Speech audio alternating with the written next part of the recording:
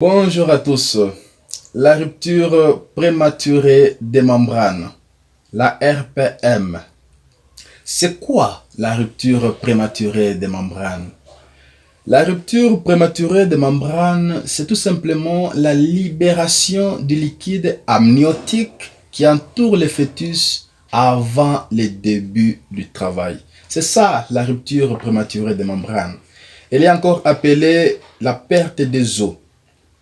Et ici, quand je parle du travail, il faut entendre le travail d'accouchement qui commence généralement par des contractions suivies de la dilatation, de l'expulsion, voire de la délivrance.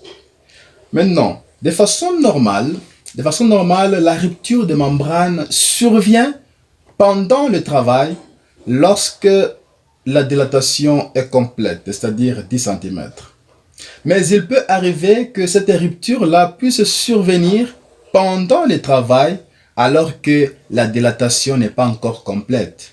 Dans ce cas, on n'appellera pas cela une rupture prématurée de membrane, non, mais on appellera cela une rupture précoce de membrane. Pourquoi? Parce qu'elle survient pendant le travail et même si la dilatation n'est pas encore complète.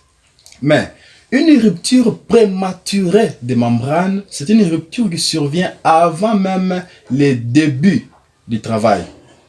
Et cela peut arriver à une grossesse à terme, donc à 37 semaines d'aménorrhée avant le travail, tout comme elle peut survenir à une grossesse non à terme, donc en deçà des 37 semaines d'aménorrhée. Normalement, lorsque la rupture se présente, lorsqu'elle survient, le travail devrait commencer peu après.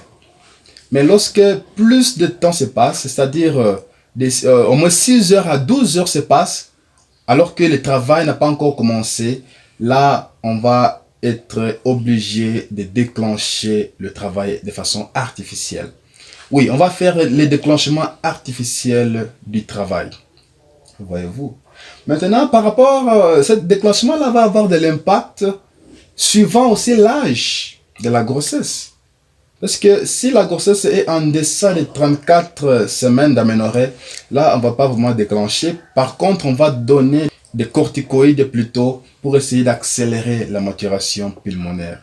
Mais si c'est au-delà de 34 semaines et nous avons cette rupture qui est déjà présente, ça prend de 6 heures à 12 heures, le travail n'a pas encore commencé, là, on est obligé de déclencher artificiellement le travail. Pourquoi? Parce que lorsqu'un accouchement prématuré se présente, si c'est en deçà de 34 semaines, tout comme au-delà de 34 semaines, le nouveau-né a toujours certains risques qu'il pourra présenter. Des problèmes pulmonaires, une hémorragie cérébrale, voire même d'un décès potentiel, voyez-vous. Alors pour éviter tout ça, lorsque la rupture se présente, immédiatement lorsqu'elle se présente, toi femme, il faut te rendre directement à une structure sanitaire la plus proche.